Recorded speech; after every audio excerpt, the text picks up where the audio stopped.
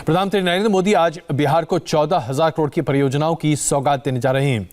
9 highway projects का उद्घाटन करेंगे। अब से कुछ ही देर बाद प्रधानमंत्री नरेंद्र मोदी लाइव होंगे। इस वक्त बिहार के मुख्यमंत्री नीतीश कुमार संबोधित कर रहे हैं। आइए अब आपको दिखाते हैं नीतीश कुमार क्या कह रहे हैं।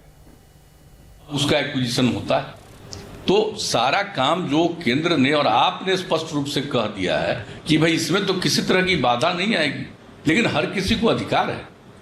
और कॉन्ट्रैक्ट फार्मिंग की बात है, कानून जो बनाया गया है, कॉन्ट्रैक्ट फार्मिंग का लाभ मिलता है लोगों को, खेती करने वालों को। कोई कॉन्ट्रैक्ट करता है तो कॉन्ट्रैक्ट करेगा और करेगा, उसको एक तय करता है कि ये कीमत मिनिमम ये आपको मिलेगा और फिर वो बाजार की कीमत उसको मिलती है, फिर उसको अधिकार रहता है। तो इस तरह से जो काम किया जा रहा है देश के हित में, अब जिनको भी जो देश के किसानों का हित नहीं है, हमको लग रहा है कि जो इसके चलते जो कुछ लोगों का होता था इसमें व्यापार, उससे जो जुड़े हुए लोग थे उन लोगों को लग रहा होगा खराब, लेकिन ये आम लोगों के तो हक में काम हुआ है। और जो कुछ भी कल राज्यसभा में करने की कोशिश की वो बहुत ही बुरा हुआ है, खराब हुआ है और इस प्रकार से, लेकिन अब तो पारित हुआ और अब इसका जब लाभ लोगों को मिलेगा तो आज जो कुछ भी लोग बोल रहे हैं, हमारे यहाँ भी तो लोग बोले थे, किसी को याद भी है, और कितना एक्विजिशन पहले कुछ नहीं होता था। तो ये सारी बात है, इसके लिए तो हम सबसे ज्यादा पुनः आपको, चूंकि अब ये पारित हो गया, राज्यसभा से भी पारित हो गया, तो हम सबसे पहले आपको इस बात के लिए बहुत बहुत बधाई देते हैं, धन्यवाद देते हैं कि देश के किसानों के हित में और गांव के हित में ये सब काम हो रहा है, लोगों की आमदनी बढ़ेगी।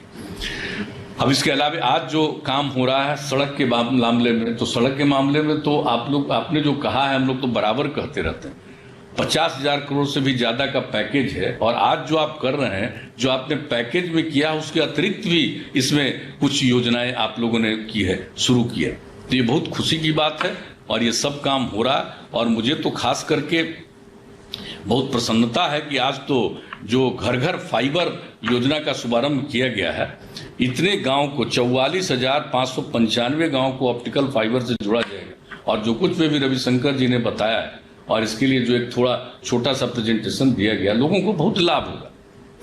आज के युग में जो इसका एक महत्व हो गया है, अब हम लोगों का तो ये देश इतना गरीब है, लेकिन फिर भी 8 करोड़ से भी ज्यादा लोग मोबाइल रखे हुए, सब लोग मोबाइल का यूज कर रहा है, इस्तेमाल कर रहा है, गरीब आदमी भी इस्तेमाल कर रहा है। तो अगर ये सुविधा मिल जाएगी तो बच्चियों को पढ़ने की भी सुविधा इससे मिलेगी। अन्य प्रकार से कोई भी योजना हम लोग लागू करते हैं तो उस योजना का क्रियान्वयन ठीक ढंग से होगा। कोई भी आदमी अगर चाहेगा बाएं दाएं गड़बड़ करने का तो गड़बड़ी की गुंजाइश इसमें समाप्त होती है। तो ये सब चीज के लिए जो काम किया है, मैं इसके लिए भी बधाई देना चाहता हूं। और जो सड़कों का, पुलों का जो कुछ भी किया गया है, इसके लिए तो विशेष तौर पर बधाई है। और खास करके जो यहाँ पर हमने आपका जब कार्यक्रम यहाँ पर हुआ था 2017 में 14 अक्टूबर को, उस कार्यक्रम में मोकामा में, उसी में हमने अनुरोध किया था और कहा था कि जो हम लोगों का भागलपुर में जो एक पुल है, तो उस पुल का भी इसको पूरे तौर पर करना चाहिए हम लोगों को। अब उसके बगल में उसको हम विक्रमशिला सेतु को जो हम देखने गए थे, ये लोग बना दिए थे 2002 तक में और बन गया था वो पुल। और उसके बाद इतना जाम होता था कि हमको पता चला, तो हम व्यक्तिगत रूप से वहां जा करके, तो जब वहां पर गए हुए थे हम, और एक एक चीज को हमने देखा, उसका अप्रोच कितना पतला है, कितना बेकार बनाए हुए लोग हैं। तो हमने वहां पर टारगेट रखा कि जल्दी से जल्दी इसका अप्रोच 4 लेन करिए, वो भी हम देखने के लिए गए। और जब देखा तो हमने कहा कि भाई इससे काम नहीं चलेगा, इसके पैरेलल समानांतर और पुल हम लोगों को बनाना पड़ेगा। पहले लगा 2 लेन, फिर लगा 4 लेन। उस पर राज्य सरकार की तरफ से भी जो कुछ भी एक्विजिशन लैंड का या जो कुछ भी करना था वो सब भी किया गया। लेकिन जब आपका कार्यक्रम था तो उस कार्यक्रम में हमने यह अनुरोध किया कि आप इतना ज्यादा पैकेज में दिए हुए और सब काम कर रहे हैं, तो अगर इसको भी कर दीजिएगा तो ये बहुत अच्छा होगा। और नाम भी ऐतिहासिक है, विक्रमशिला, भागलपुर के पास विक्रमशिला जो विश्वविद्यालय उसके नाम का ये है, इस पुल का नामकरण। तो उस पुल के समानांतर भी बने, तो इसको फिर आपने इसको स्वीकार कर लिया। और जब यहाँ पर नितिन गडकरी जी आए हुए थे 29 जनवरी 2018 को, तो उसमें भी काफी चर्चा हुई और उन्होंने कहा कि नहीं, इस पुल को भी हम पैकेज का अंग बनाएंगे। और उस पैकेज का अंग बना लिया और अब 4 लेन जो ब्रिज उसके समानांतर बनेगा उसका भी आज आपके माध्यम से शिलान्यास होगा। ये बहुत प्रसन्नता और खुशी की बात है। और जितनी चीजें बन रही है, बख्तियारपुर रजौली पथ का 4 लेन का चौड़ीकरण, ये कितना जरूरी है। मेन रोड वही है पटना और रांची के बीच का। जब शुरू से ही पटना और रांची का वही मेन रोड है, जब एक साथ था। अभी तो 2000 में अलग हो गया, लेकिन वो एक अलग बात है। लेकिन उस रोड इतना ज्यादा उस पर वाहन चलता है आज भी, तो उसका चौड़ीकरण बहुत जरूरी था। तो अब आज उसका भी 4 लेन बख्तियारपुर से रजौली का भी हो गया। और आरा मोहनिया वाले के लिए तो हम लोगों ने कोशिश किया था, उसमें वो सफलता नहीं मिली।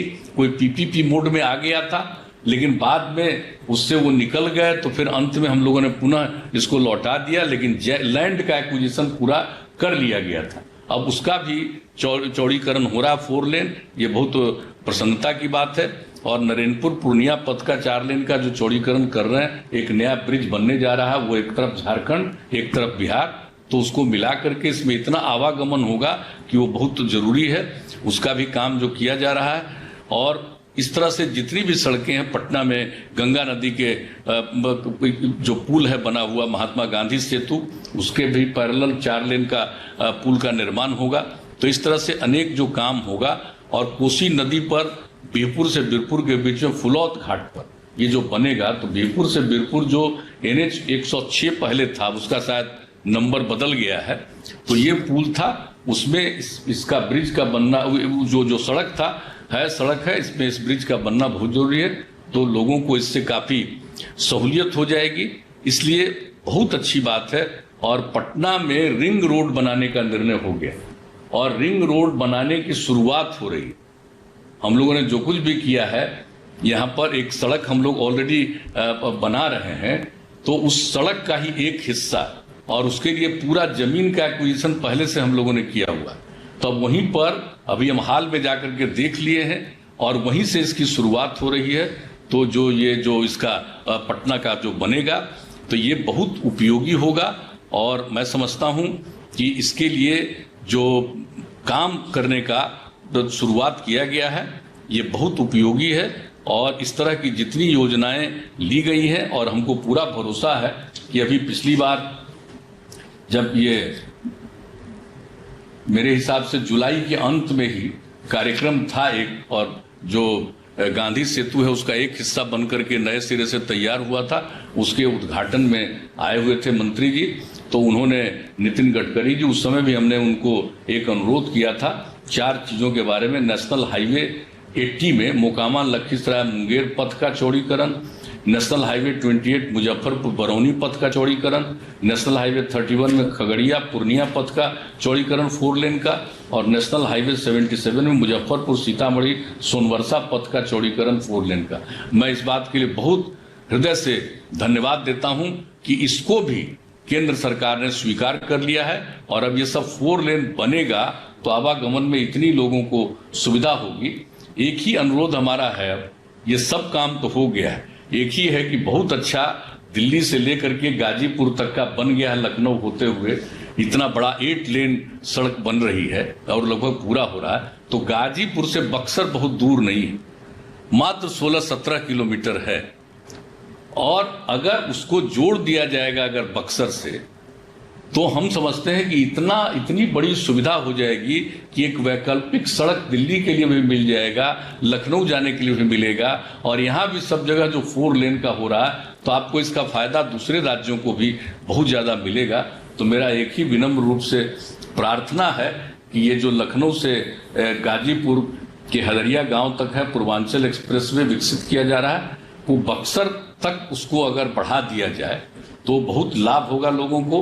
तो ये हम जरूर कहना चाहेंगे। और पिछली बार भी हमने कहा था कि इंडो नेपाल बॉर्डर के किनारे जो सड़क बन रहा है वो 7 किलोमीटर की सड़क बन रही है। अब इंडो नेपाल बॉर्डर के किनारे वाली सड़क को भी अगर केंद्र सरकार पूरे तौर पर ले करके इसका भी 4 लेन चौड़ीकरण अगर करेगा तो बहुत लाभ होगा।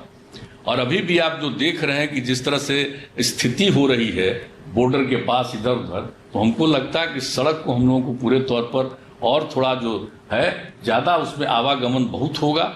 तो ये जो 7 मीटर वाला है, इसको भी अगर ले करके इसको और चौड़ीकरण कर दिया जाए तो बहुत अच्छी बात होगी। हमारा तो यही विनम्र आग्रह होगा। उसके बाद जितना काम हो गया, अब वो क्या होना है, हम लोगों का तो पहले से तय था कि 6 घंटा में पटना पहुंचेंगे राजधानी अधिक से अधिक, कोई भी दूर दराज इलाके से। अब वो हो गया, तब 5 घंटा का लक्ष्य रख दिया।